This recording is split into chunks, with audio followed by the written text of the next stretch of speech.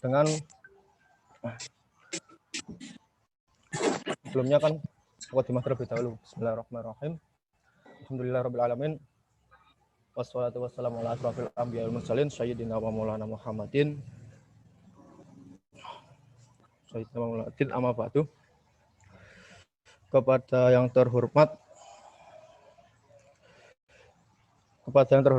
Bapak Rektor IAIN Kediri, yang saya hormati pengelola Formadiksi KIPK IAIN Kediri, yang saya hormati pengurus Formadiksi KIPK IAIN Kediri, dan yang saya hormati Bapak pemateri, dan tak lupa peserta Sekolah Literasi Jilid 1 yang saya banggakan. Pertama-tama marilah kita panjatkan puja dan puji syukur kita ke hadirat Allah Subhanahu wa taala karena berkat rahmat hidayahnya kita dapat berkumpul meskipun tidak bisa bertatap muka langsung dengan keadaan sehat walafiat. Kedua kalinya salawat serta salam semoga tetap tercurahkan kepada junjungan kita Nabi besar Muhammad Shallallahu Alaihi Wasallam karena berkat rahmat dan hidayahnya kita dapat terbebas dari jalan kegelapan menuju jalan yang terang benderang yakni agama Islam. Langsung saja di sini saya sebagai moderator atau pemandu acara akan menyampaikan jalannya sekolah literasi pada hari pertama ini. Yang pertama yakni pembukaan, yang kedua adalah materi terdiri atas teknik atau dasar jurnalistik, yang kedua teknis menulis berita, untuk selanjutnya yakni role play atau penugasan langsung nanti yang akan diberikan oleh pemateri setelah sampean semua mendapatkan materi dari Bapak pemateri. Yang terakhir yakni absensi sekaligus penutup. Untuk mempersingkat acara agar bisa cepat dimulai, marilah kita buka acara pada siang hari ini dengan bacaan suratul Fatihah. Ila hadiniyah wa ala kulli niyati du'a. Al-Fatihah. A'udzubillahi minasyaitonir rajim. Bismillahirrahmanirrahim. Alhamdulillahirabbil alamin. Ya Rabbi, ya Qanishdan mustaqim fatil alim ta'ala. Muqaddim a'udzubi alaihim waladdallin. Amin amin ya rabbal alamin. Acara yang selanjutnya yakni materi terkait dasar-dasar jurnalistik dan teknik menulis berita yang akan disampaikan oleh Bapak Lukman Hakim SIKOM MSOS. Sebelum saya mempersilahkan beliau, saya akan membacakan profil atau CV beliau. Baik, yang pertama nama lengkap Lukman Hakim SIKOM MSOS NIP 191710201903109. Telepon atau email. Untuk nomor telepon 0852000371. Email beliau lukmanhakim@iainkediri.ac.id. Instagram @jaslukman. Untuk Facebook beliau Lukman Hakim L Bakir. Twitter @jaslukman. Alamat lengkap Sarirejo, Desa Sarirejo, Gang 5, nomor 61, RT 9, RW 2, Mojosari, Mojokerto. Tanggal lahir 10 Juli 1991. Tempat lahir Pontianak. Jenis kelamin laki-laki. Status perkawinan sudah kawin. Agama Islam. Kewarganegaraan Indonesia. Hobi menulis, membaca, dan futsal. Terkait pendidikan formal beliau. Yang pertama, Sekolah Dasar SDN 26 Pontianak. Pada tahun 1997 dan lulus pada tahun 2004. Untuk sekolah menengah pertama SMP N8 Pontianak mulai tahun 2004 sampai tahun 2007. Sekolah menengah umum atau SMA, beliau bersekolah di Madrasah Aliyah Negeri 2 Pontianak. Beliau mengambil jurusan IPS tahun 2007 sampai 2010. Untuk strata 1 atau S1, beliau berkuliah di Universitas Islam Negeri Sunan Ampel, Surabaya dengan program studi ilmu komunikasi pada tahun 2010 sampai 2014. Untuk strata 2-nya, ya, beliau melanjutkan di UIN Sunan Ampel juga meneruskan komunikasi penyiaran Islam pada tahun 2015 sampai 2017. Untuk informal, beliau juga tinggal atau pernah masuk di pesantren mahasiswa An-Nur Surabaya pada tahun 2010 sampai 2017. Terkait pengalaman kerja dan prestasi beliau, pada tahun 2013 sampai 2018 beliau bekerja sebagai jurnalis di Dinas Komunikasi dan Informatika Diskominfo Provinsi Jawa Timur selama 4 tahun. Untuk 2017 sampai 2018 beliau menjadi pimpinan redaksi di majalah Pelajar Santri Berprestasi. 2016 sampai 2018 beliau sebagai redaktur pelaksana lintasjatim.com di Lintas Jatim Media Tama selama 3 tahun.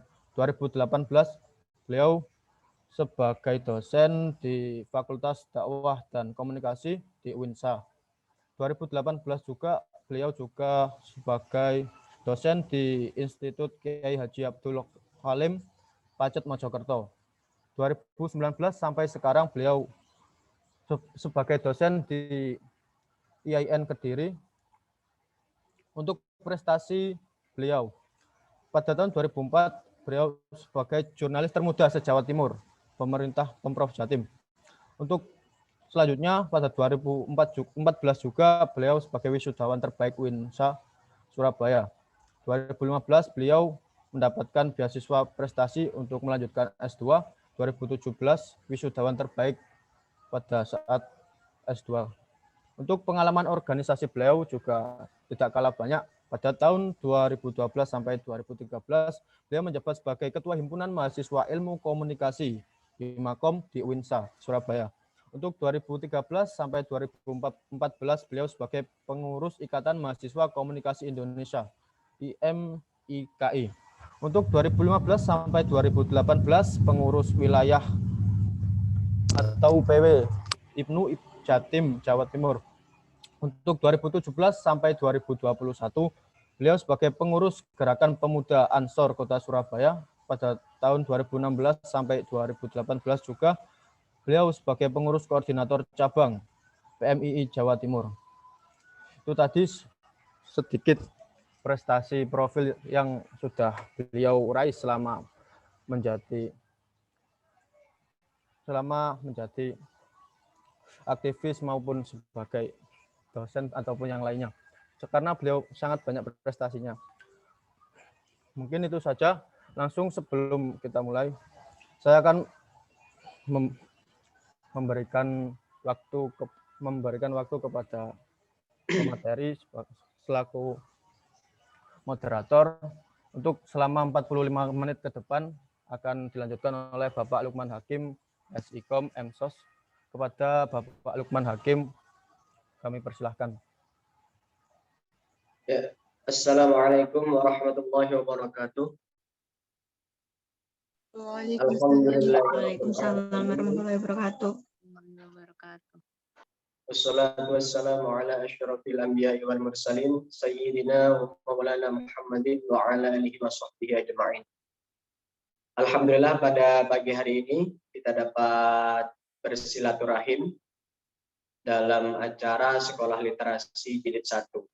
Nah, sebelum saya menyampaikan materi, saya ingin mengapresiasi bahwa bidik misi sebagaimana saya kenal sejak dulu waktu saya mahasiswa, saya juga punya banyak teman bidik misi yang selalu menunjukkan semangat untuk berproses, semangat untuk menembus batas-batas, sehingga kegiatan-kegiatan yang dilakukan oleh komunitas bidik misi dan KIP hari ini saya pikir satu gerakan intelektual yang bisa dikatakan sudah banyak ditinggalkan oleh mayoritas mahasiswa. Jadi di tengah mahasiswa lain yang liburan, mungkin sedang banyak kesibukan hari ini, tapi teman-teman di bidik misi dan KIP memilih untuk berproses menjadi seorang penulis muda, sebagaimana tema yang diambil pada kegiatan hari ini. Dan bisa sambil dimunculkan ya slide saya sudah mengirimkan ke Nur Khalifah tadi. Ya, jadi karena saya pikir saya juga lahir dalam generasi yang sama, tahun 90-an, meskipun saya 91, artinya 90 yang awal. Saya yakin tidak begitu banyak perbedaan di antara kita karena dilahirkan dalam generasi yang sama, yakni generasi milenial. Jadi hari ini kita tidak sedang, saya juga tidak sedang mengajari, tapi kita sekedar sharing saja.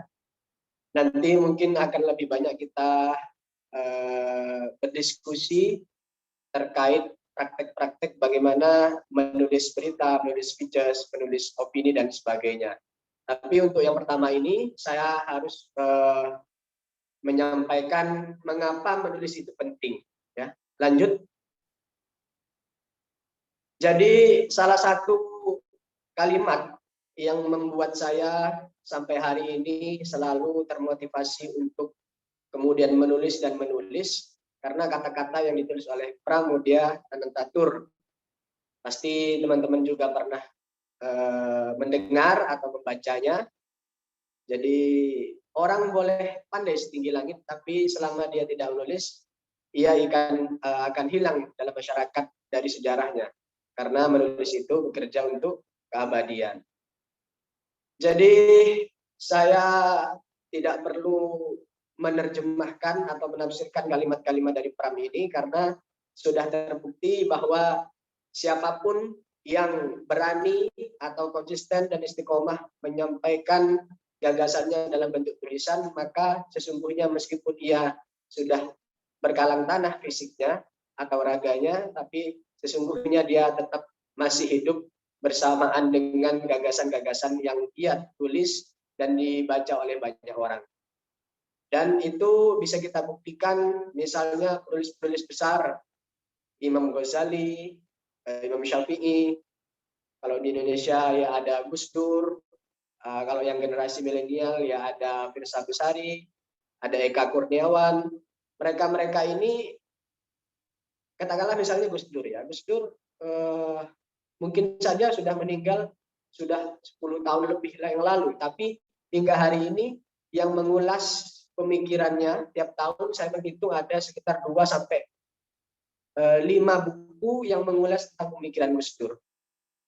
Itu yang bisa kita ambil, bahwa menulis tidak sekedar hanya sebagai sebuah hiburan, tapi bagaimana kita menulis jejak-jejak kehidupan kita, menafsir, dan memproses semua apa yang menjadi amatan kita. Lanjut. Jadi di dalam kegiatan menulis, next ya, kita perlu memiliki motivasi yang cukup untuk memantapkan kita terhadap kegiatan-kegiatan menulis ini. Karena kenapa kita perlu menulis? Di next ya, bisa di next. Yang pertama adalah mengabadikan gagasan. Yang kedua, menginspirasi dan menjadi bagian dari solusi. Yang ketiga, sebagai rekreasi dan hiburan intelektual. Yang keempat, hidup dari menulis. Yang kelima, reputasi dan keterkenalan. Jadi kegiatan menulis ini bagi saya sebagai seorang mahasiswa, teman-teman tidak boleh lepas dari kegiatan menulis ini. Karena salah satu kegiatan mahasiswa dalam melakukan atau menelurkan karya-karyanya tentu tidak bisa lepas dari kegiatan menulis. Sebagaimana dia menulis makalah, menulis paper, menulis penelitian, dan sebagainya. Itu yang kemudian menjadi kegiatan yang harus selalu dilakukan. Karena ketika kita menulis itu tidak hanya memahatkan gagasan kita sehingga itu abadi, tapi juga berusaha untuk menjadi bagian dari solusi. Misalnya kita gelisah tentang banjir hari ini. Kenapa banjir bisa terjadi? Oh, ternyata curah hujan bagi sebagian pengamat. Tapi bagi sebagian pengamat lain atau teman-teman mengetahui sendiri di sekitar rumah teman-teman, itu ternyata ada penggundulan hutan, ada pencurian dan sebagainya, pencurian kayu dan sebagainya, itu bisa teman-teman tulis untuk memberikan perspektif yang berbeda terhadap satu wacana yang muncul di masyarakat kita. Jadi kita tidak hanya menonton saja, tapi juga melihat sesuatu dan memberikan sebuah solusi yang bisa menjadi bagian dari penyelesaian masalah. Dan hal lain misalnya, kita mungkin saja tidak terbiasa menulis, tapi kalau kita berniat, tentu kita akan terbiasa untuk membaca, menulis, dan ketika itu sudah terbiasa, maka itu bisa menjadi sebuah hiburan intelektual ya, kalau bahasa saya. Jadi hiburan itu tidak hanya pergi ke pantai atau pergi ke mall dan sebagainya, tapi menulis itu juga bagian dari usaha kita untuk menghibur diri kita. Dan selain itu, ketika kita menulis juga kita berusaha untuk menghadirkan diri kita dalam kancah yang lebih besar. Kalau misalnya di sini ada yang namanya mungkin Sunarto gitu ya. Bagaimana caranya seluruh masyarakat YIN Kediri, seluruh masyarakat Jawa Timur, seluruh masyarakat Indonesia bahkan dunia itu mengetahui tahun 2021 ada yang namanya Sunarto. Dia mahasiswa bidik misi, dia seorang mahasiswa YIN, dan kemudian dia bisa menjadi bagian dari solusi dari sebuah masalah. Caranya salah satunya dengan menulis. Misalnya dia akan menulis opini, dia akan menulis berita, dia akan menulis speeches tentang kisah-kisah yang ada di dekatnya. Dan orang akan mengenal dia sebagai seorang Sunarto yang A, B, C, dan D, dan seterusnya, dan seterusnya. Karena tulisannya muncul di media massa, tulisannya bisa dibaca banyak orang, dan hari-hari ini media sudah sangat besar sekali, tidak hanya media cetak dan media televisi. Lanjut. Nah, ini adalah mantra sekaligus rumus yang tidak bisa diubah. Jadi menulis itu adalah membaca, dan membaca itu adalah menulis. Seorang penulis yang baik pasti dia membaca yang baik. Seorang yang punya karya tulis yang bagus pasti dia punya kebiasaan-kebiasaan membaca yang konsisten setiap harinya. Jadi bagaimana seseorang bisa menemukan gagasan, bisa mendapatkan inspirasi dan ide kalau dia tidak pernah membaca. Jadi saya sederhana kita bisa mencontohkan, kalau kita mau mendapatkan saripati vitamin untuk aktivitas kebugaran badan dan tubuh kita, maka kita harus makan. Dan tidak mungkin kita bisa mendapatkan nutrisinya kalau kita tidak pernah makan. Nah, saya sering mengkritik teman-teman mahasiswa, terutama yang mengambil mata kuliah saya, bahwa makalah yang teman-teman tulis dan itu tidak dilalui dengan proses membaca, itu sama saja bisa saya pastikan karya-karya itu adalah copy paste. Tidak mungkin dia bisa menulis tanpa dia membaca dan menguasai apa yang menjadi bidang garapan tulisannya. Sehingga untuk menjadi penulis semua ya, seluruh dunia, siapapun di dunia ini boleh ditanyakan, pasti orang yang menulis, yang bisa menulis dan karya-karyanya menggerakkan perubahan, itu pasti dia pembaca yang baik, pembaca yang bagus, yang konsisten dan istiqomah. Lanjut, kita masuk ke jurnalistik ya. Jadi jurnalistik ini berasal dari kata jour, kalau dalam bahasa Perancis berarti catatan harian. Tapi sejak zaman Romawi kuno, atau tepatnya 131 sebelum Masehi, itu sudah ada yang namanya sebuah kerajaan yang mengumumkan apa-apa saja yang menjadi kepentingan kerajaan atau pemerintahan. Misalnya ada pasal baru, hukum baru, itu dipahatkan dalam sebuah batu, yang itu batu itu kemudian bisa diakses oleh publik dan dibaca oleh masyarakatnya. Itu cikal bakalnya. Kemudian pada masa Julius Caesar itu disebut sebagai Acta Diurna, ya, yang itu berisi kegiatan sehari-hari, proses pemerintahan yang ada pengumuman apa, kebijakan apa dalam sebuah pemerintahan itu diumumkan di Acta Diurna yang bentuknya itu batu yang dituliskan, dipahatkan, yang nanti bisa dibaca oleh banyak orang. Itu cikal bakal dari jurnalistik. Lanjut, kita coba agak cepat yang bahasa-bahasa teoritis ini.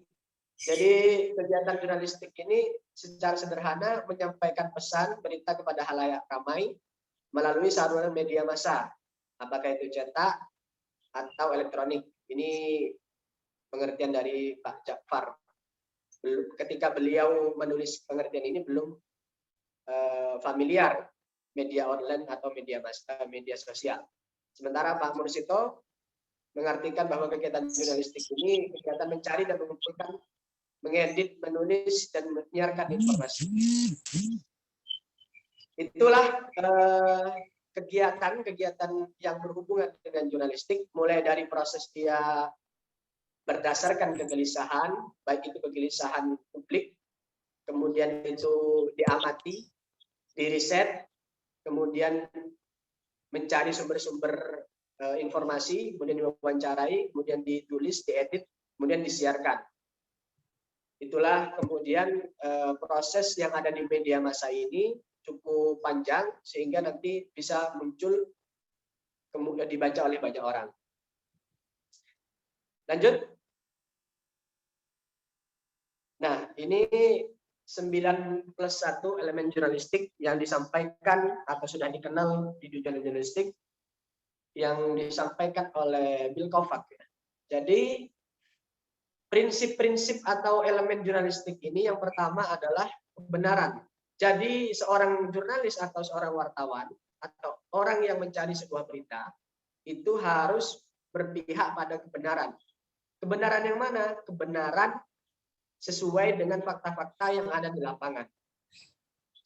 Sehingga tidak benar kemudian seorang wartawan kemudian memelintir atau menghapus sebagian kalimat atau merekayasa, itu sudah menyalahi prinsip-prinsip jurnalistik. Sehingga awal ketika kita ingin menjadi seorang wartawan, yang pertama adalah berpihak kepada kebenaran. Yang kedua adalah loyal kepada kepentingan warga. Jadi satu-satunya kepentingan yang diperjuangkan oleh jurnalis atau wartawan adalah kepentingan warga atau kepentingan masyarakat.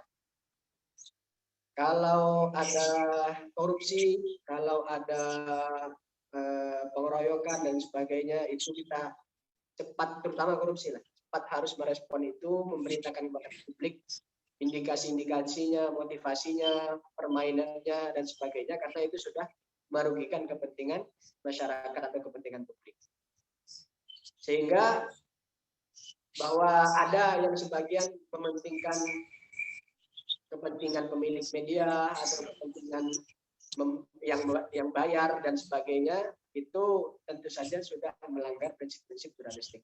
Satu-satunya kepentingan yang diwakili oleh jurnalis adalah kepentingan masyarakat. Yang ketiga adalah disiplin verifikasi.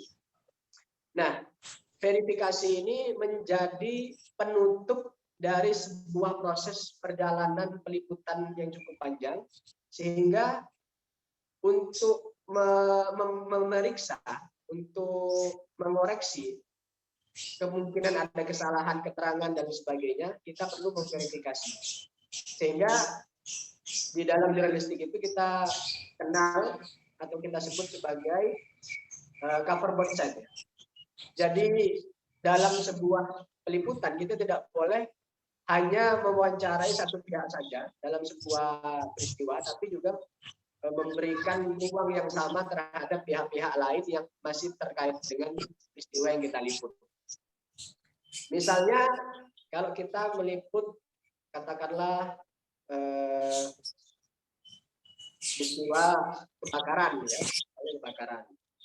Nah, penyebab kebakaran kita bisa mewawancarai dari warga, kita bisa wawancarai ke damkarnya atau saksi-saksinya. Kemudian kita juga memberikan hak untuk diwawancarai kepada mungkin ada di situ yang melihat dari CCTV atau keterangan-keterangan lain yang berhubungan dengan kebakaran itu. Sehingga tidak dibenarkan dalam satu pemberitaan itu hanya mewawancarai satu pihak saja, tapi juga memberikan ruang kepada pihak lain. Yang keempat adalah independen. Independen ini artinya netral ya, tidak berpihak kepada siapapun. Baik itu motivasinya karena dia dibayar atau karena dia takluk kepada pemilik media. Nah, dua penyakit ini dalam jurnalistik sampai hari ini juga masih terjadi, sehingga kita menyaksikan kalau teman-teman katakanlah baca pemberitaan dalam sebuah media, oh ini kok kayaknya terlalu memihak ke si A, oh ini kok terlalu memihak ke si B. Ini bisa kemungkinannya karena medianya milik si A atau medianya milik si B, atau juga karena di lapangan dia wartawannya dibayar dan sebagainya. Kemudian yang kelima adalah pemantau kekuasaan. Nah, ini dalam bahasa jurnalistik kita ingat disebut sebagai watchdog ya. Jadi kekuasaan pemerintahan itu perlu dipantau, perlu dilihat dalam kacamata yang kritis ya. Tentu kritis yang beretika. Nah, siapa yang dalam rangka apa atau dalam konteks apa media itu memberikan pemantauan, yaitu dengan memberikan ruang-ruang kritis kepada masyarakat untuk menyampaikan kritik-kritiknya. Misalnya kalau di media ada rubrik opini atau diwawancarai langsung masyarakatnya, sehingga tidak hanya dianggap sebagai sebuah proses kekuasaan yang sempurna, tapi di dalam proses kekuasaan itu pasti ada kelemahan-kelemahan yang perlu mendapatkan masukan pemerintah sehingga bisa berjalan dengan baik. Yang keenam, menyediakan ruang publik atau forum kepada publik.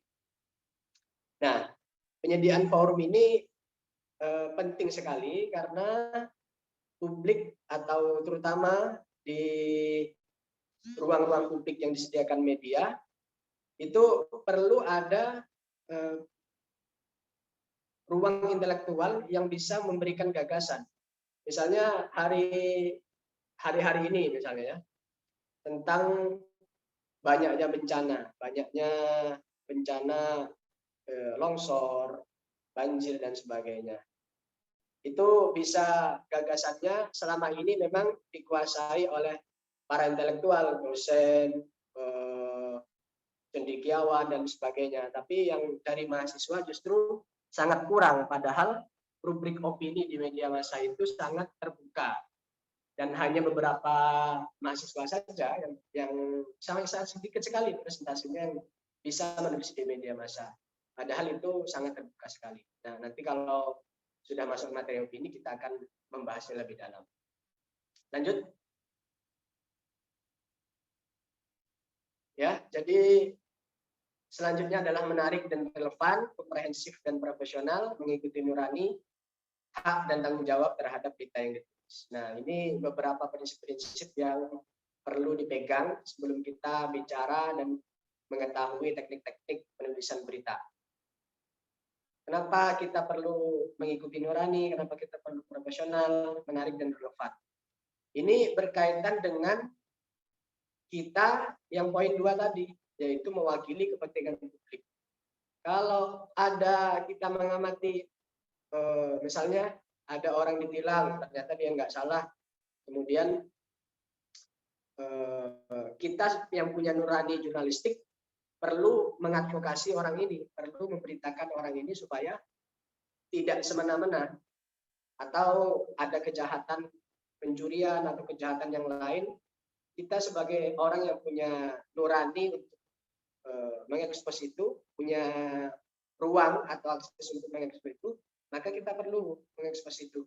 Sehingga nurani itu bukan nurani berdasarkan kepentingan materi, tapi itu kepentingan warga atau masyarakat. Lanjut. Nah, kita mulai masuk ke materi berita yang menjadi titik fokus pembelajaran kita hari ini.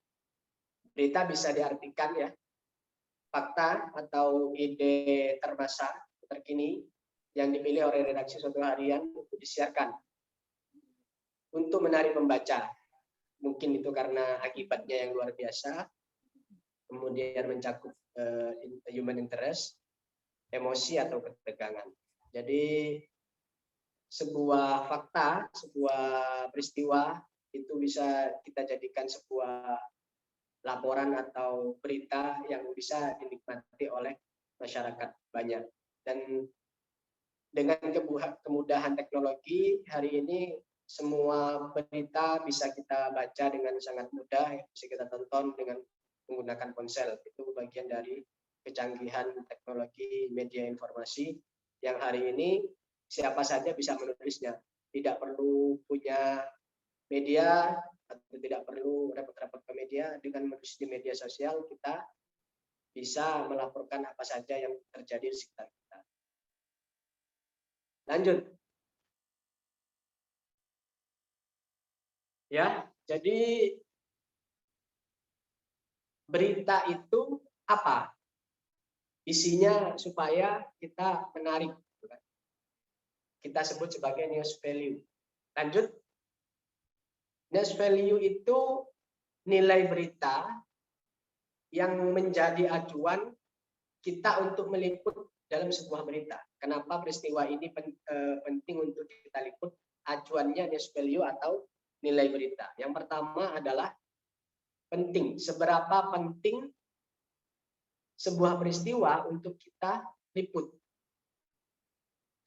Nah, kalau misalnya ini sederhana ya. Banyak orang mengatakan bahwa bad news is good news.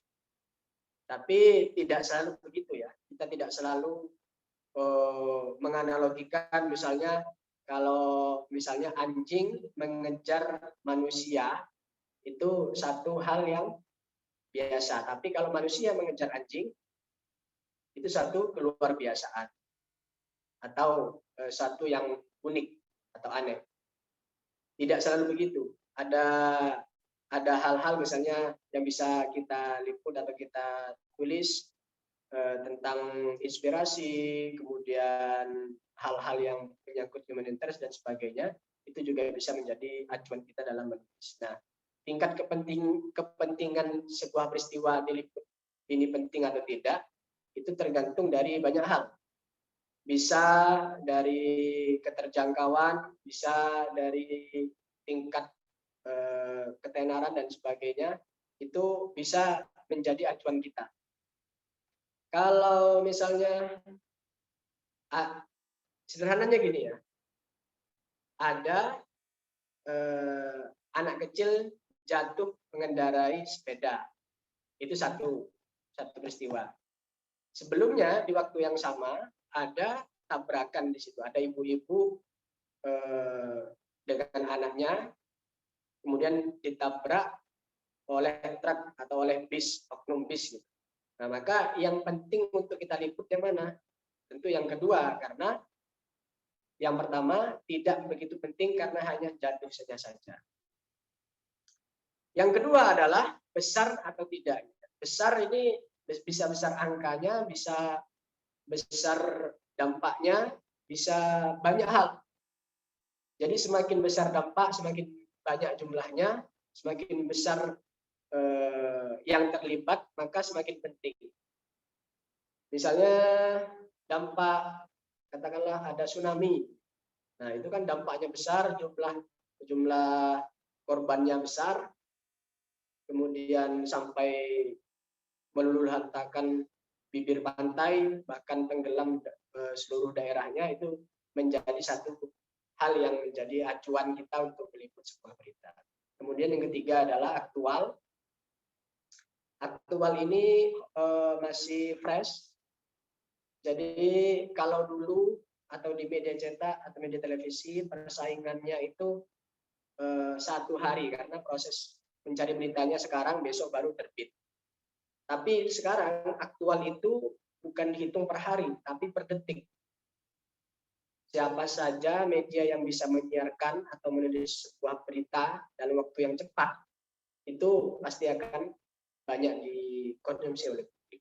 Nah, semakin aktual sebuah berita, maka semakin baik dan semakin menambah nilai beritanya. Yang keempat adalah proximity atau kedekatan. Nah, kedekatan ini berhubungan dengan aspek mungkin geografis atau psikologis ya.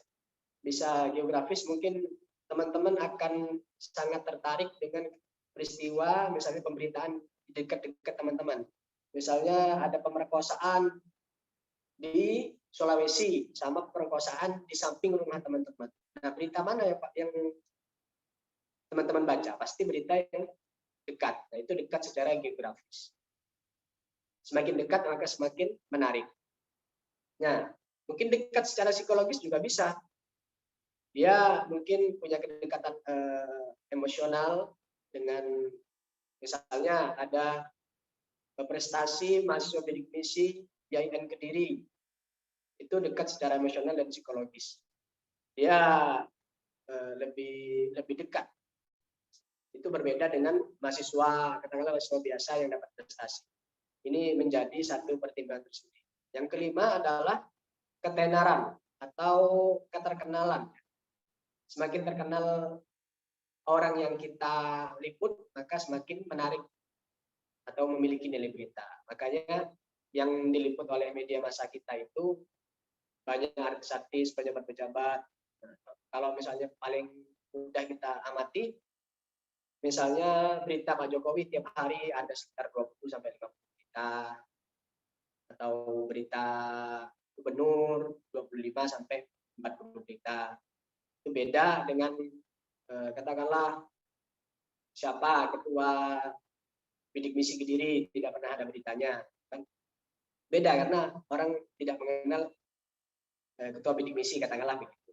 Jadi tingkat keterkenalan orang ketika kita meliput itu sangat berpengaruh terhadap news value-nya. Yang keenam adalah human interest yang berhubungan dengan manusiawi, kemanusiawian. Ada perampokan disertai dengan pembunuhan, misalnya kan. Perampokan dan disertai dengan pembunuhan, biasa orang merampok keluarga, merampok saja. Tapi ada sisi-sisi yang misalnya perlu diliput, misalnya tentang merampok tapi juga dibunuh. Sementara yang dibunuh adalah ibu, kemudian ada anaknya lagi hamil juga. Nah, itu sisi-sisi human interest atau kemanusiaan yang diliput berdasarkan untuk menarik minat pembaca supaya tertarik kepada tulisan kita. Sisi-sisi human interest itu kemudian berhubungan dengan bermain di pengolahan kata tingkat emosionalnya. Lanjut.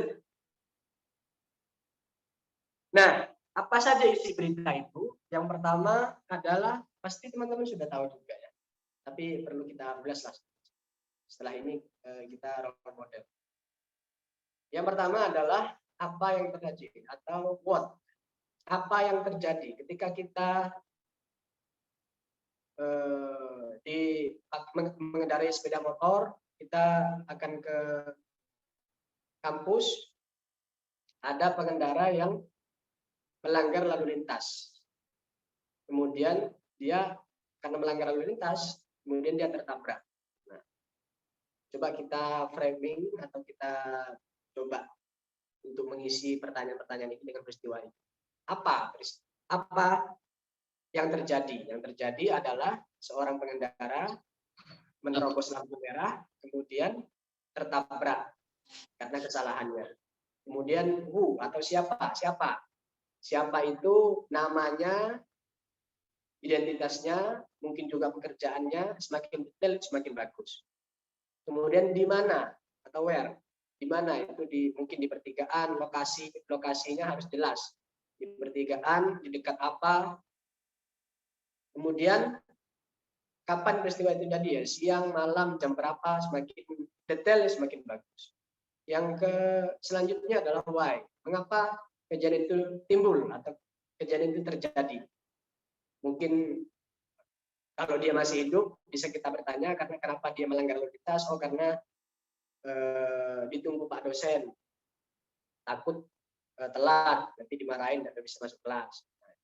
Pertanyaan-pertanyaan tentang mengapa ini perlu diperbanyak karena inilah esensi dari sebuah berita. Yang keenam adalah bagaimana proses itu terjadi.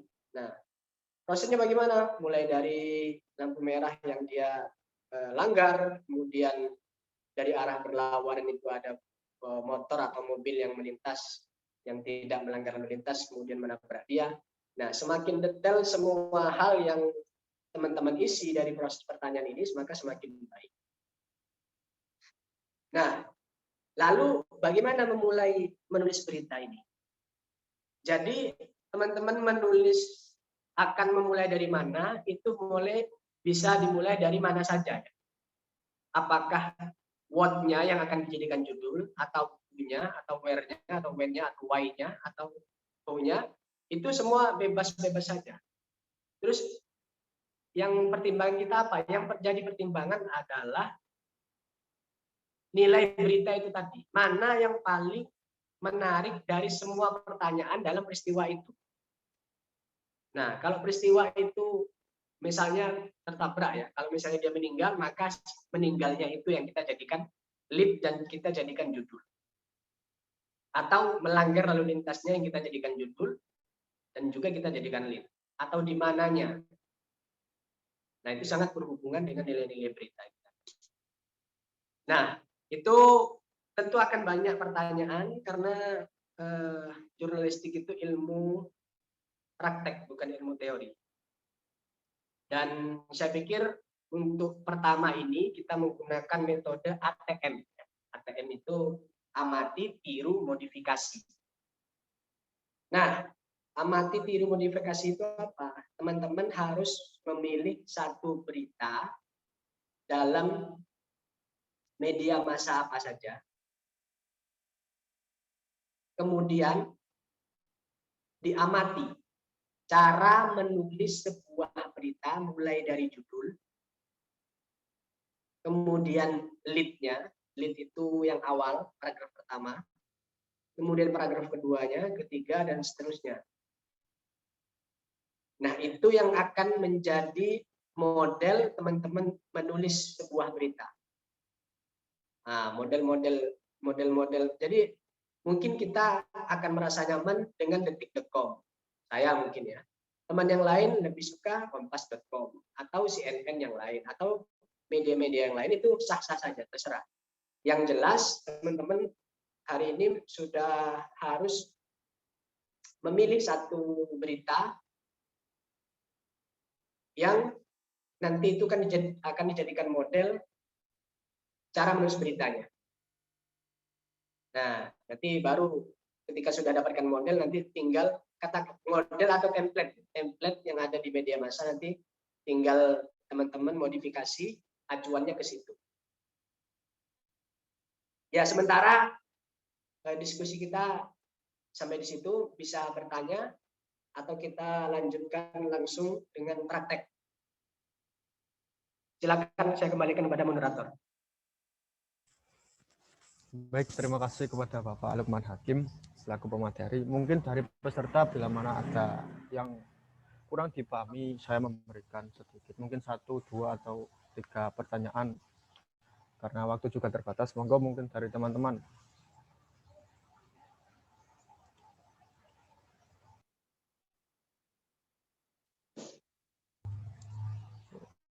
Gimana, teman-teman?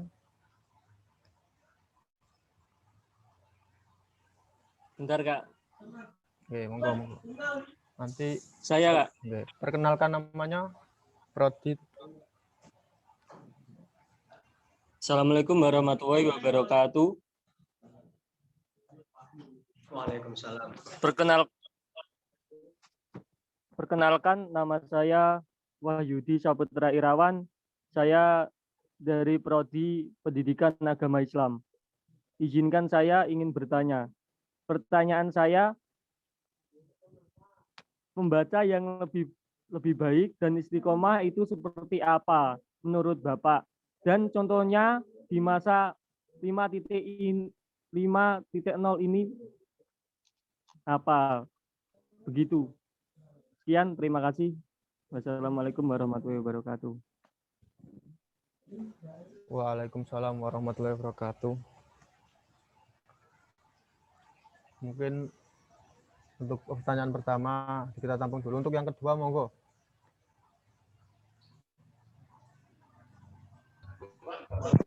Emang saya Mas. Assalamualaikum.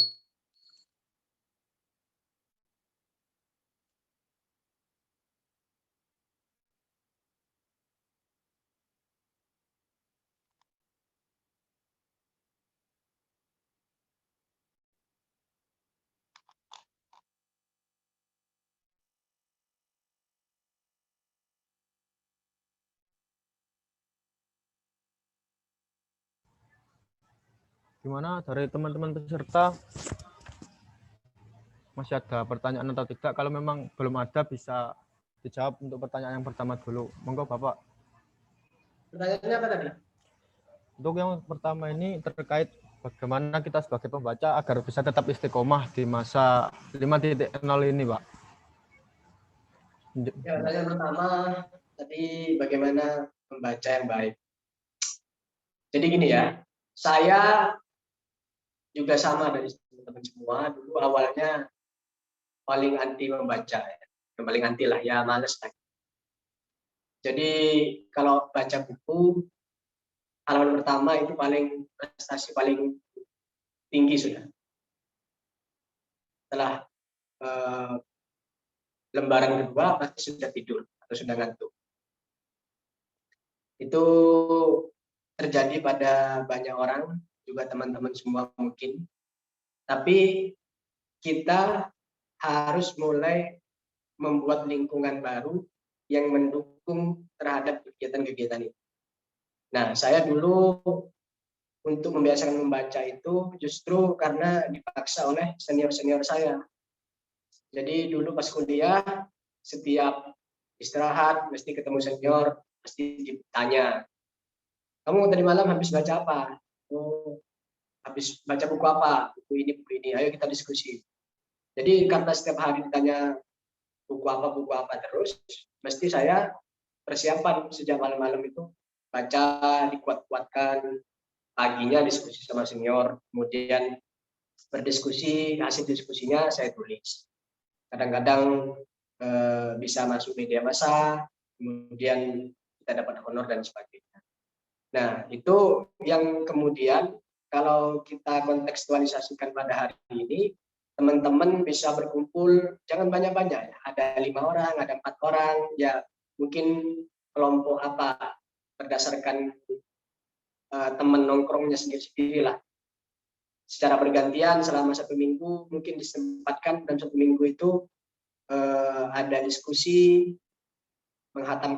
satu orang menghatamkan satu buku, yang satu buku itu kemudian dipresentasikan atau didiskusikan dengan 3 teman lainnya. Itu juga nanti minggu berikutnya. Nah, itu bagian dari usaha kita untuk mengkristalkan kebiasaan kita untuk membaca. Dan tidak hanya berhenti dari diskusi dan membaca itu, tapi proses membaca dan kemudian diskusi, membaca itu kita punya perspektif terhadap teks yang kita baca. Satu perspektif. Ketika kita diskusikan, itu akan muncul banyak perspektif yang memperkaya tafsir terhadap apa yang kita baca. Nah, setelah diperkaya banyak nih, lalu kita tuliskan, kita telurkan dalam bentuk tulisan, mungkin opini atau tulisan yang lain, cerita atau features, yang itu mungkin kita kirimkan ke media massa. Nah, itu yang bisa kita lakukan. Dulu juga kenapa dari proses menulis, proses membaca, karena dipaksa senior, kemudian saya diskusi dan membaca, kemudian akhirnya saya tulis menjadi sebuah opini dan dikirim media massa, dan saya kemudian dapat uang dari menulis di media massa itu ya karena dulu kiriman uang dari orang tua nggak cukup. Kalau jadi lagi-lagi itu semua dari keterpaksaan saya. Tapi teman-teman ya jangan gitulah. Saya yakin teman-teman bidik misi dan KIP di sini bisa lebih baik dan mulai membiasakan mengakses media massa supaya bisa tembus ke media massa. Sehingga saya pikir kebiasaan membaca, diskusi, dan menulis itu menjadi satu bagian yang tidak terpisahkan dan perlu dibiasakan. Ya, bidik misi dan KIP saya pikir punya media online, itu bisa menjadi satu wadah. Tapi satu sekali-sekali yang tulisannya sudah bagus, kirimlah ke media massa, nanti bisa dibuat. Saya ya nanti untuk teknis pengiriman media massa, tentu kalau tulisannya sudah bagus bisa kita diskusikan di forum-forum lainnya. Nah, di era sekarang, di era yang semuanya serba cepat, saya pikir semua menjadi sangat mudah dan teman-teman sudah bisa mengakses. Dulu kalau saya ingin menulis tentang mahasiswa dan kebodohan yang terus dipelihara, misalnya judul opininya ya kayak gitu kan, judul-judul yang provokatif. Nah, saya harus mencari fakta-fakta atau peristiwa-peristiwa atau data-data tentang mahasiswa. Itu saya cari sangat sulit. Tapi sekarang data-data sangat berlimpah, teman-teman sudah bisa searching di Google dan kemudian itu bisa memperkaya tulisan teman-teman. Sehingga dengan banyaknya informasi, kuota itu jangan dibuat untuk stalking mantannya atau pacarnya orang. Ya buat browsing, ya buat untuk lihat berita, buat menganalisa opini. Nah, opini-opini di detik.com, opini di Kompas, itu bisa kita saksikan, kita baca, dan kita amati aja. Nah, itu tadi prinsipnya. Amati, tiru, modifikasi. Kita amati cara dia membuat atau memilih kata dalam membuat judul berita atau judul opini atau judul picture. Kemudian cara dia mengungkapkan fakta di awal-awal kalimat. Kemudian cara dia menyajikan data-data, argumentasi dan sebagainya. Itu perlu diperhatikan dan diamati. Nah, kalau sudah bisa menulis itu, nanti bakal ketagihan. Nah, hubungannya sebagaimana disampaikan oleh Najwa Shihab, kita hanya butuh satu buku yang membuat kita jatuh cinta selamanya pada aktivitas membaca. Nah, kita mulai dari apa? Kita mulai dari satu tema atau buku yang sangat kita senangi. Tema-tema apa? Oh, kita suka novel ya, baca novel. Oh, kita suka baca buku-buku detektif atau kemiliteran. Kita baca itu. Oh, kita suka buku-buku wacana. Kita baca. Nanti lama-kelamaan akan muncul kebiasaan dan tradisi yang nanti seperti halnya kita ibadah. Kalau kita tidak sholat, kita akan merasa ada hal yang tidak enak, merasa berdosa. Sampai pada tahap seperti itu. Kalau kita tidak baca, tidak diskusi dan tidak menulis, ada hal dalam diri kita yang kita merasa kurang atau sampai aku sangat rugi nggak bisa nulis. Saya pikir itu.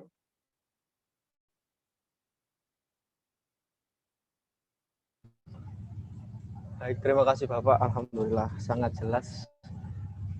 Untuk mungkin dari Mas Govin Yusuf Prasetyo ini katanya mau bertanya.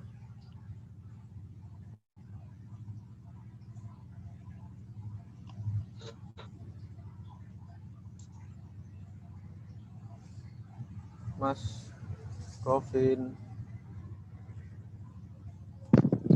Assalamualaikum. Waalaikumsalam. Monggo Mas.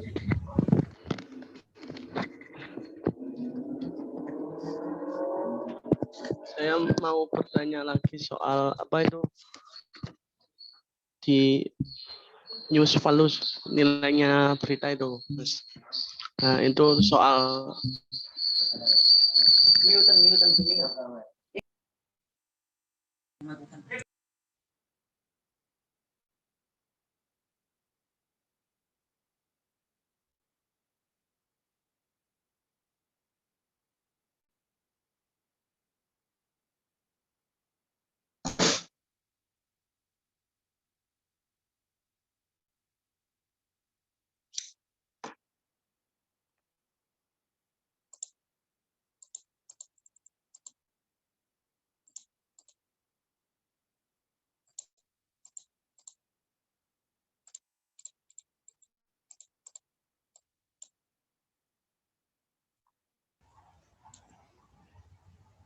Gimana Mas Yusuf?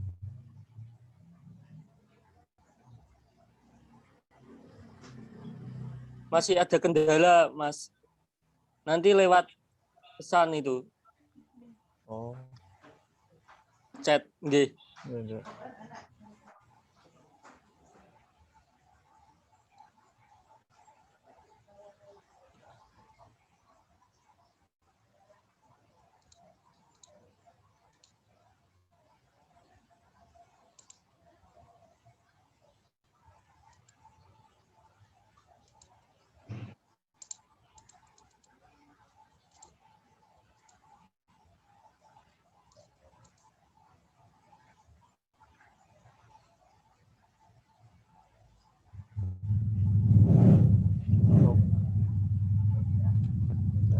Gimana? Kalau memang belum bisa bertanya, bisa langsung kita lanjut ke role play-nya saja, langsung praktek. Gimana untuk teman-teman peserta? Izin bertanya, Kak. Oh, oke, monggo dari Mbak siapa namanya, monggo. Assalamualaikum warahmatullahi wabarakatuh. Perkenalkan, saya Vina Widuri dari Prodi Sosiologi Agama. Di sini saya mau bertanya, dalam menulis berita itu kita juga harus memperhatikan plagiarisme atau tidak, ya, Pak? Terima kasih. Assalamualaikum warahmatullahi wabarakatuh. Ya, Baik, terima kasih. apakah dalam menulis berita kita perlu memperhatikan plagiarisme atau tidak? Jadi plagiarisme itu tidak dibenarkan dalam bentuk apapun, baik itu karya tulis atau penulisan berita. Tapi begini, di dalam sebuah peliputan, misalnya liputan pemakaman korban positif corona, yang dulu ketika hidup dia menolak adanya corona, dia bilang konspirasi, katakanlah. Nah, berita ini dari sisi statement yang kontroversial, kemudian lanjut pada efek dia kemudian meninggal karena corona. Ini kan satu kebertentangan yang menarik bagi media massa. Di awal dia menolak, tapi akhirnya dia meninggal juga karena corona. Nah, ketika meliput itu, wartawan tidak hanya satu wartawan yang meliput, tapi wartawan lain juga meliput dari media-media yang lain.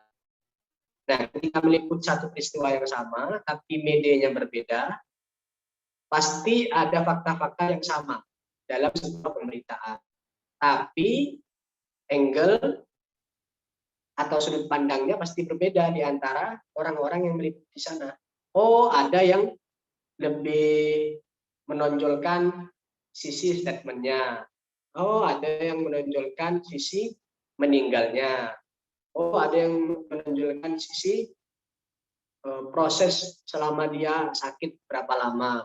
Nah, itu yang kemudian kalau fakta-fakta yang sifatnya 5W1H, yang diantaranya ya misalnya kapan, di mana, itu akan sama di antara beberapa media. Tapi kalau sudah mulai masuk ke bagaimana, mengapa, Nah, itu pasti berbeda di antara media-media yang lain. Sehingga itu tidak bisa disebut sebagai sebuah plagiasi. Tapi kalau teman-teman ambil berita diolah dari media lain tanpa melakukan peliputan di lapangan, nah itu yang tidak dibenarkan, yang tidak boleh. Meskipun faktanya dengan praktek-praktek namanya ini jurnalisme cloning, ya, atau mengkloning berita temannya yang lain karena sudah muat, apalagi dengan adanya media online kan, 1 detik 2 detik itu jadi pertaruhan siapa yang paling cepat. Nah, ketika dia muncul berita temannya satu kemudian diambil diolah tanpa melalui peliputan di lapangan, itu secara etika jurnalistik sudah melanggar. Begitu, Mas.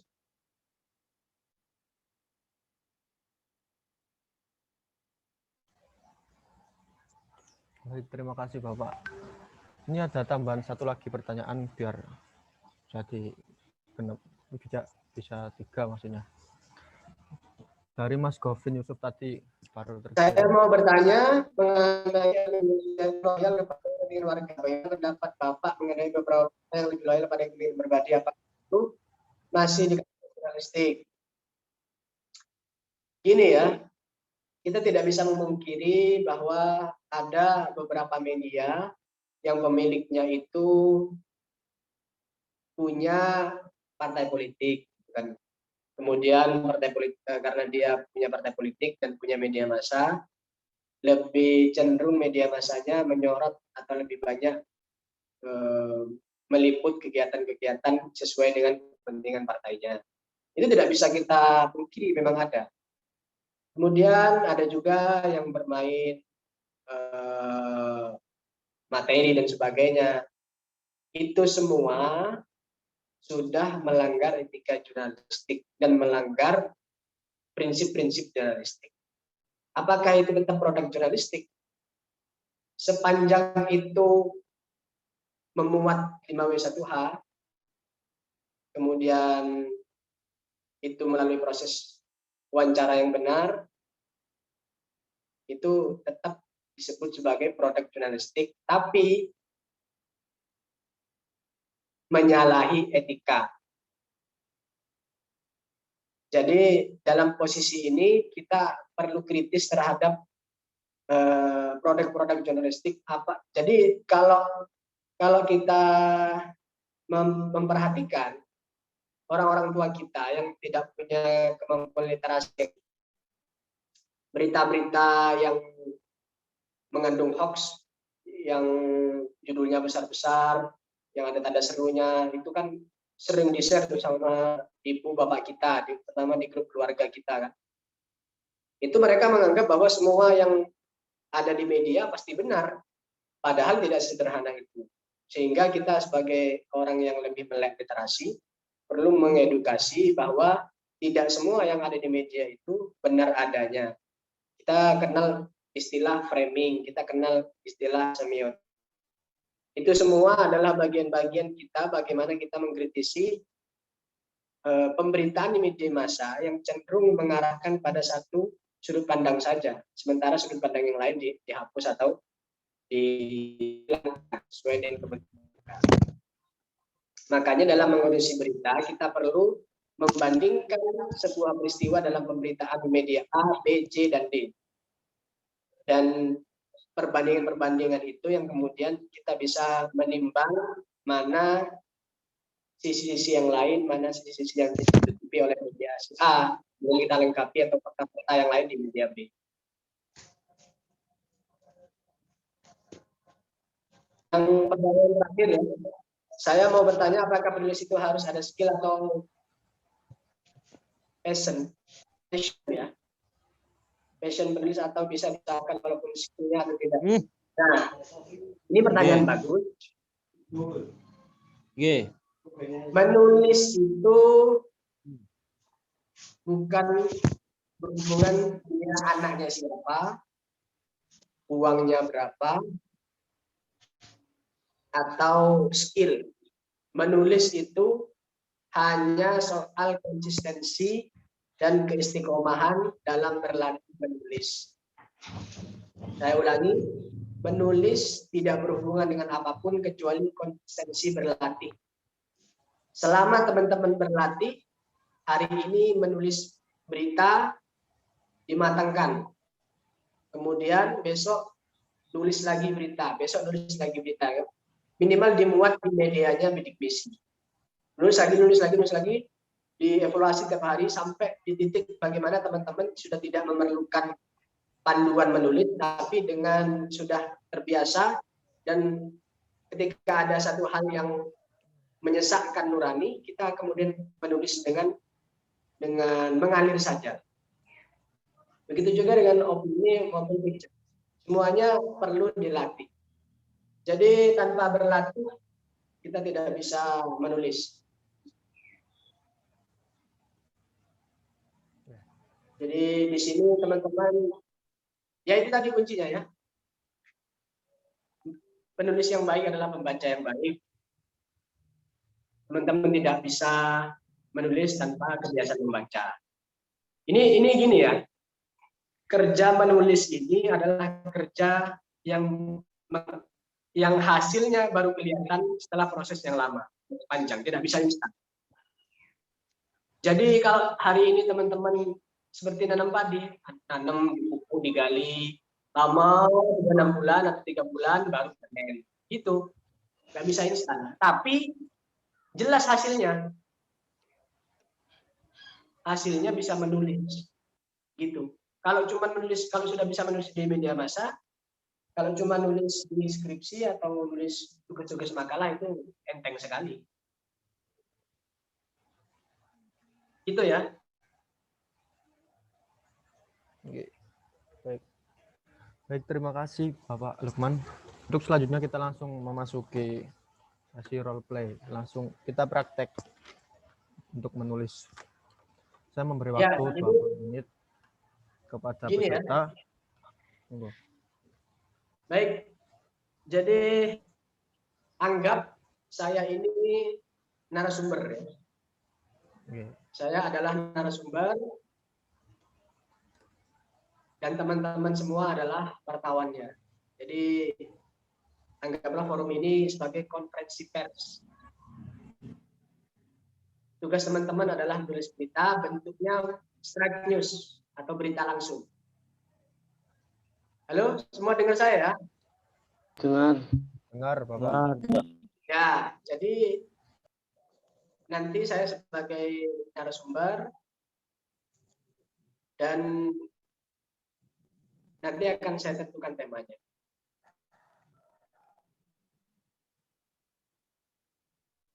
Sudah? Sudah siap?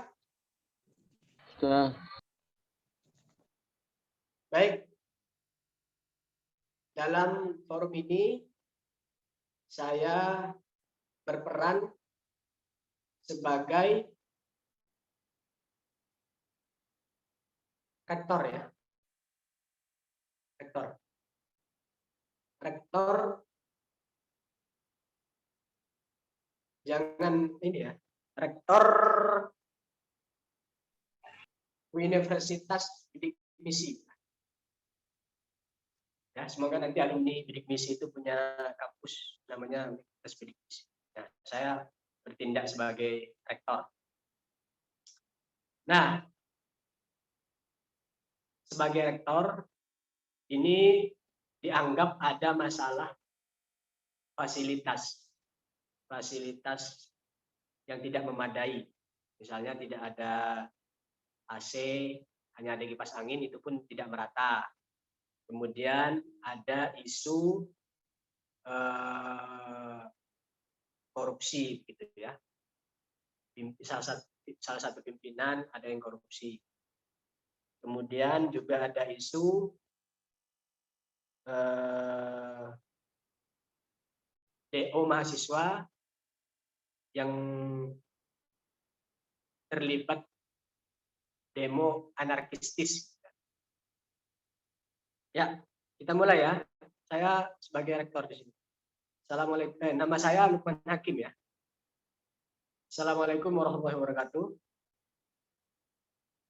Baik, selamat datang teman-teman dalam konferensi pers kami selaku pimpinan Universitas Bidik Misi ingin menyampaikan beberapa hal terkait isu-isu yang sedang hangat. Dan hari ini beberapa klarifikasi ingin kami sampaikan. Yang pertama terkait dengan fasilitas di kampus kita atau kampus kami yang banyak dikritik oleh mahasiswa bahwa ada kipas angin, ada juga sebagian ruang yang menggunakan AC, tapi semua tidak merata. Nah, banyak yang menganggap bahwa itu berhubungan dengan korupsi, tapi saya tegaskan di sini tidak ada hubungannya dengan korupsi. Karena semua dana UKT yang dibayar oleh mahasiswa itu banyak kepentingan yang kita salurkan ke beberapa hal. Misalnya untuk studi lanjut, beberapa teman-teman untuk studi banding dosen dan mahasiswa luar negeri, kemudian pembiayaan lomba-lomba mahasiswa yang lain, sehingga konsentrasi dana yang dibayarkan oleh UKT itu tidak bisa sepenuhnya kita gunakan untuk fasilitas pembelajaran. Itu yang pertama. Yang kedua, terkait dengan beberapa hari lalu yang teman-teman anarkis, saya sampaikan bahwa sebaiknya teman-teman di awal melakukan audiensi dan bermusyawarah dengan baik. Tidak perlu ada demonstrasi yang berlebihan sampai memecahkan kaca dan sebagainya. Tidak perlu. Teman-teman boleh berdiskusi di ruangan saya dan kita bisa menyampaikan banyak hal di forum itu dan tidak perlu ada kesalahpahaman. Itu beberapa poin terkait dengan klarifikasi kita dalam acara konferensi pers pada hari ini. Pada teman-teman yang perlu hal yang ditanyakan, silakan. Mohon disebutkan dari media apa. Silakan.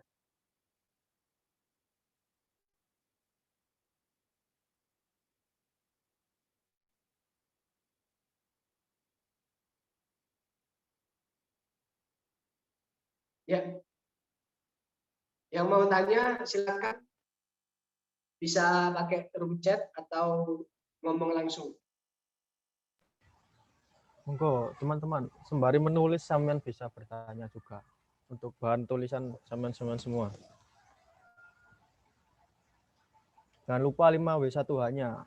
Pertanyaan banyak, jangan sampai nggak bertanya lo ya.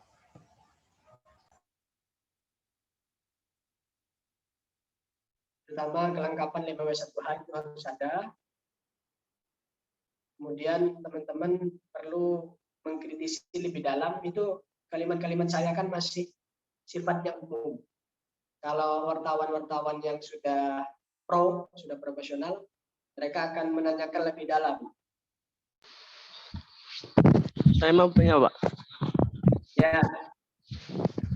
Saya dari Kediri TV. Saya mau bertanya, Pak. Mengapa uang UKT mahasiswa itu digunakan untuk studi banding dan dosen yang untuk keluar dan untuk kegiatan lomba-lomba mahasiswa, Pak? Mengapa kok tidak ada sisa untuk memperbaiki fasilitas di kampus kita? Terima kasih. Ya, dari Govin dari Kediri TV. Udah cocok jadi wartawan beneran ya. Jadi kenapa kemudian dana UKT itu kita prioritaskan untuk studi banding dan kegiatan-kegiatan lomba mahasiswa di luar? Karena terus terang belum banyak orang yang mengenal kampus kita, sehingga kita perlu segera memperbaiki citra di luar dengan mengadakan studi banding. Banyak hal-hal yang perlu kita contoh dari kampus-kampus yang lain di luar sana, yang nanti perbaikan itu kita terapkan di kampus kita. Itu juga penting. Ini hanya persoalan prioritas saja. Jadi prioritas kita tahun ini adalah arahnya ke sana. Tahun depan saya pastikan prioritas kita adalah perbaikan fasilitas, terutama fasilitas AC. Jadi saya mohon doanya supaya fasilitas AC di kampus kita bisa merata semuanya tanpa ada yang merasa dianaktirikan.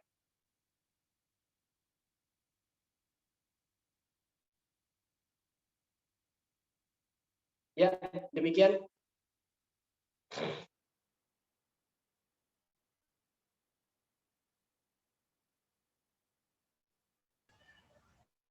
Ada lagi?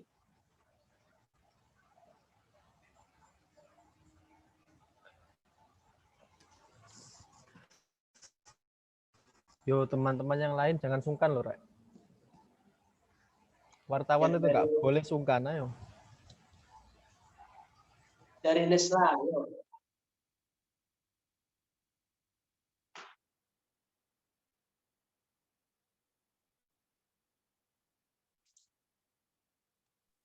Assalamualaikum warahmatullahi wabarakatuh. Waalaikumsalam. Saya izin bertanya, Pak. Kan sebelumnya itu kan beritanya ada mahasiswa yang melakukan demo anarkis. Itu sebelumnya apakah ada forum untuk mahasiswa dalam melakukan diskusi mengenai fasilitas universitas? Terima kasih. Ya, jadi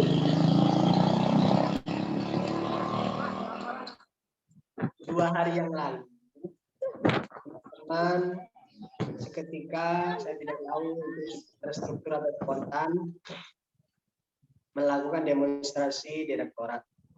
Nah, saya minta pemberitahuan terlebih dahulu. Nah, karena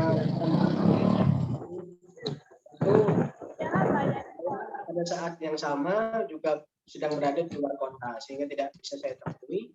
Sementara teman-teman, karena tidak ada titik yang jelas, akhirnya teman-teman melakukan demo yang berujung pada aksi anarkis. Itu saya pikir tidak dibenarkan, dan saya membuka pintu lebar-lebar kepada teman-teman semua. Kalau ada aspirasi, kalau ada tuntutan, bisa kita diskusikan di ruang.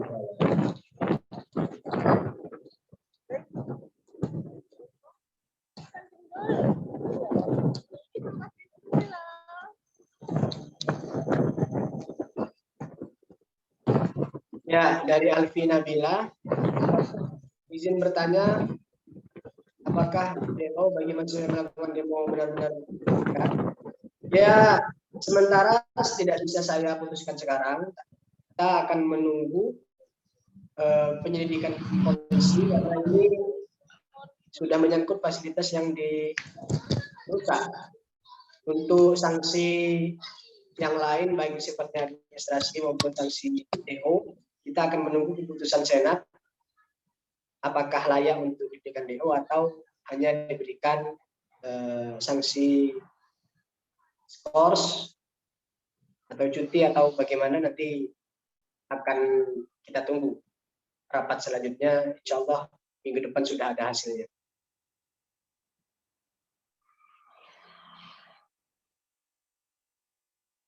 Ya.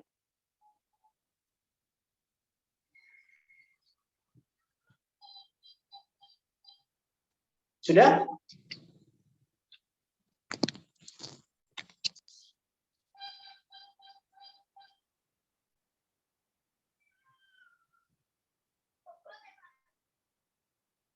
Sudah?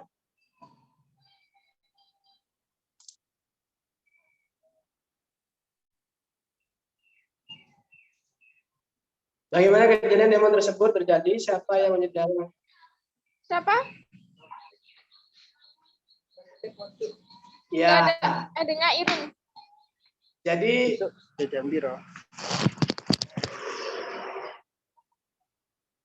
untuk demo yang terjadi saya masih belum bisa memastikan.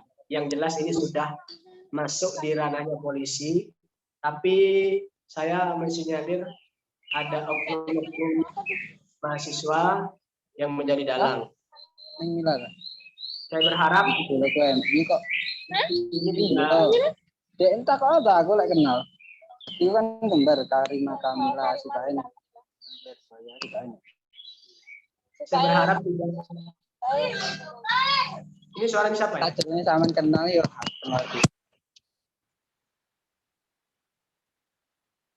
Ya, saya berharap tidak terulang lagi. Tapi kita berusaha untuk melakukan pendekatan yang persuasif.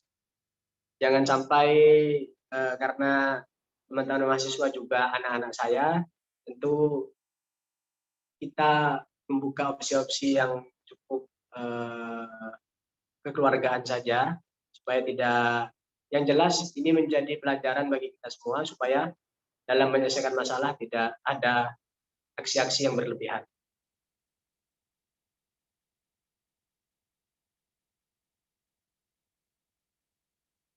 Ya, jadi untuk isu korupsi dan sebagainya itu kan berasal dari tidak tahu dari siapa. Yang jelas klarifikasi saya bahwa tidak ada korupsi yang dilakukan karena prioritas pendanaan kita untuk UKT hari ini fokus kepada studi banding dan kegiatan mahasiswa di luar, lomba-lomba dan sebagainya.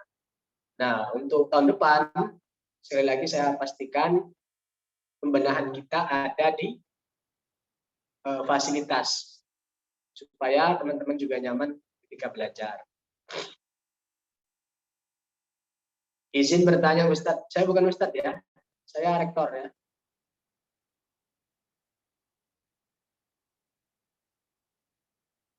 Ya, yang demo itu adalah mahasiswa. Yang jelas gedung rektorat pecah-pecah dan itu membutuhkan biaya sekitar 50 juta untuk memperbaiki gedung-gedung yang kacanya pecah, pintunya rusak dan sebagainya. Itu dana sekitar 50 juta.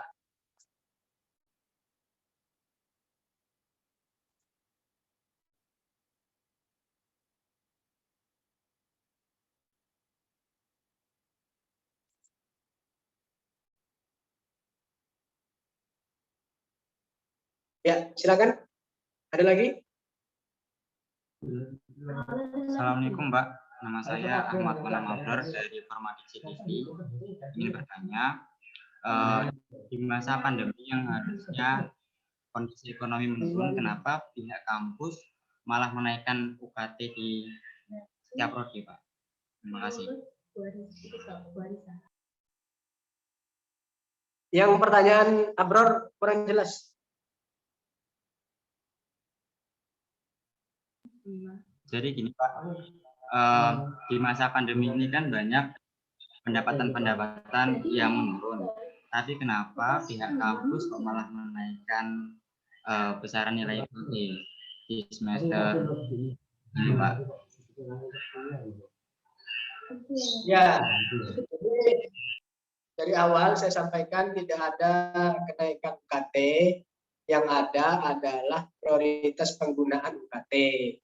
Jadi untuk teman-teman tidak perlu risau dengan wacana kenaikan, karena di tahun ini tidak akan ada kenaikan UKT karena kita mempertimbangkan pendapatan para orang tua yang juga menunggu. Jadi saya izin merangkum pertanyaan dari Vina Purwata, sudah kita anggap pertanyaan terakhir ya.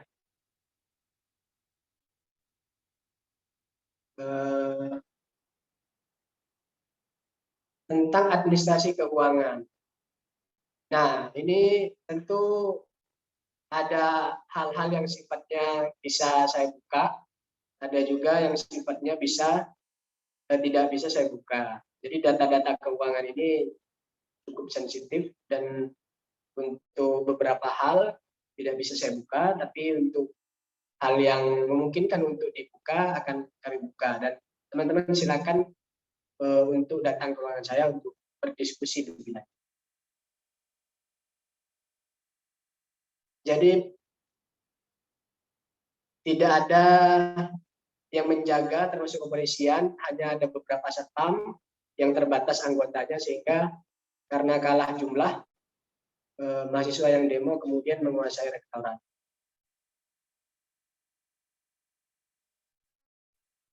Ya, kita akan berusaha untuk bagaimana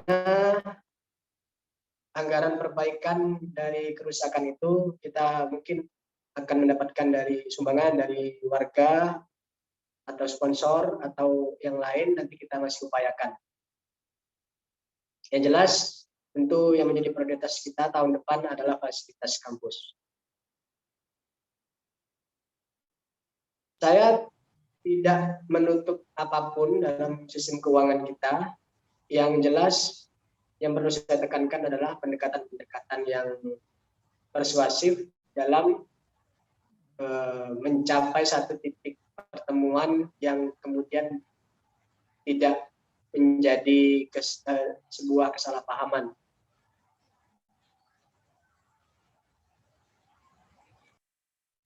Ya, demikian konferensi pers kita pada hari ini. Saya harap semuanya jelas dan terima kasih kepada teman-teman media yang hadir pada kesempatan hari ini.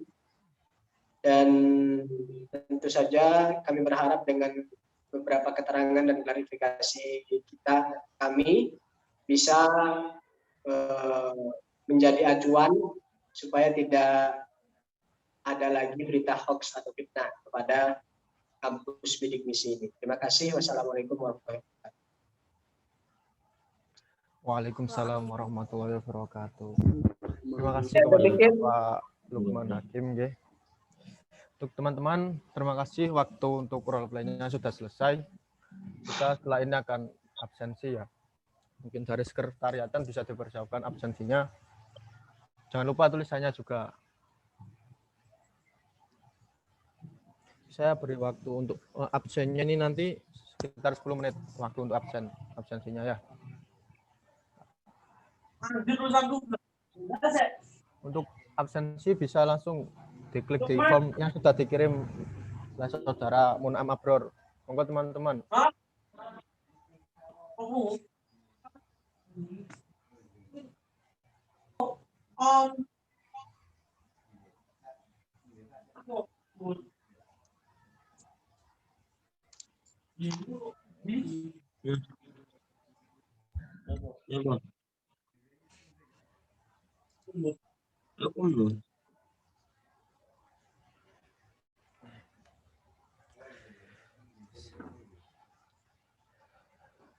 Baik, sembari menunggu semua peserta melakukan absensi, saya sebagai moderator pada hari ini, jika memang ada salah-salah kata, itu dari saya. Jika ada suatu kebenaran apapun, itu dari Allah. Saya mohon maaf sebesar-besarnya. Wallahul muwaffiq ila aqwamit thoriq. Wassalamualaikum warahmatullahi wabarakatuh. Waalaikumsalam warahmatullahi wabarakatuh. Oh ya, untuk semua peserta diharapkan pada karena kita akan mengadakan sesi foto bersama secara virtual. Jangan lupa tugasnya diselesaikan, yaitu membuat berita dari hasil wawancara yang dilaksanakan dengan rektor kampus bidik misi tadi.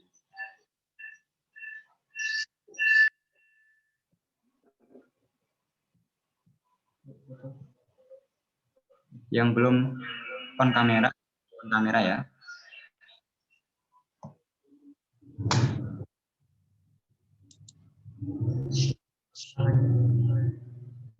Jangan lupa kita pose ini ya, salam literasi. Namanya L.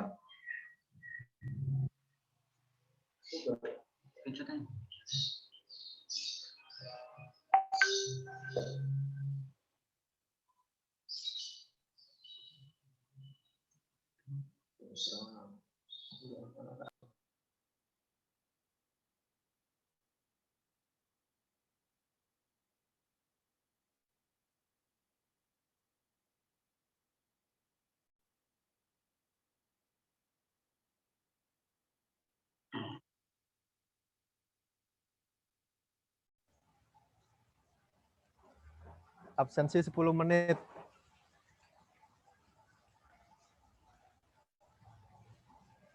Ngirim dulu Kak, siap. Oke, siap. Untuk tugasnya ya, Saman tadi disuruh buat tulisan tadi, role play. Nanti Saman kirim ke form tadi yang sudah dikirim oleh Mas Am. Ya, kalau nggak sempat bentuk file, mungkin bisa difoto saja. Tapi alangkah baiknya ya di-file kan.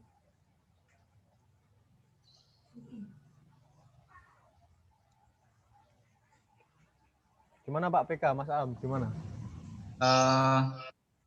Untuk ini sesi fotonya belum selesai ya, masih kurang 1 slide. Silahkan on kamera lagi. 15 menit laka tugasnya.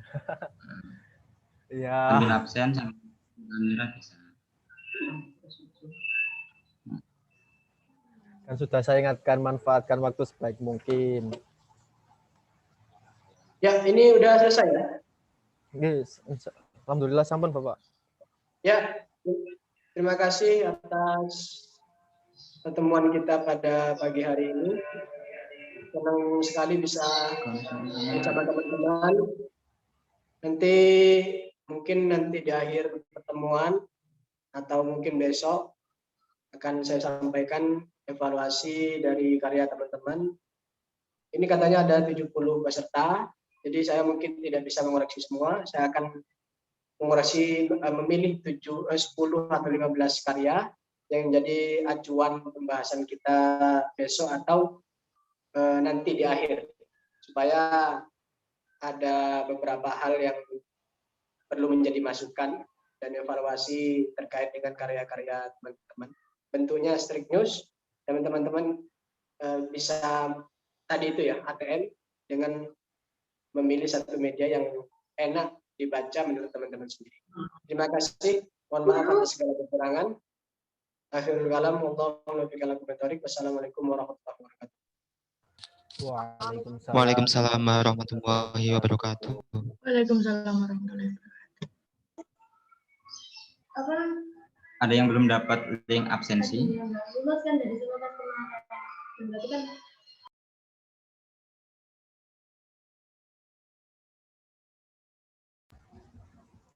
Linknya sudah di-share di chat ya, di chat Zoom.